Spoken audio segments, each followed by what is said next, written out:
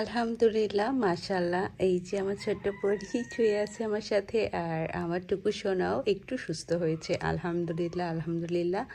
আপনাদের সবার অনেক অনেক দোয়াই। আপনারা অনেক অনেক ভালো উইশ করেছেন আমাদের জন্য, আমার বাবুর জন্য, আমার বিড়ালের জন্য। আপনারা আমাদেরকে অনেক বেশি ভালোবাসেন, কিন্তু আপনারা সবাই বুঝতে পারছেন আমি কি যে একটা প্যারার মধ্যে আছি। আমি নতুন মা হয়েছি, আমি আমার বাচ্চাকে নিয়ে কি একটা ইমব্যালেন্স ফিল করতেছি আমার লাইফে। কারণ ছোট বাচ্চা কখন কান্না করে, কেন কান্না করে, রাতে ঘুমায় না ঠিক মতো, সারা রাত আমি বসে থাকি, আমি নিজেই অসুস্থ হয়ে গেছি। মানে আমার মনে হয় ও একটু নড়লেই হয়তো বা ওর কোনো প্রবলেম হচ্ছে এরকম। তারপর টুকুসকে কেয়ার করা লাগছে, টুকুসকে আলাদাভাবে রান্না করে করে খাওয়ানো লাগছে। মানে টুকুস আগে যেভাবে রান্না করে দিলে খেত, এখন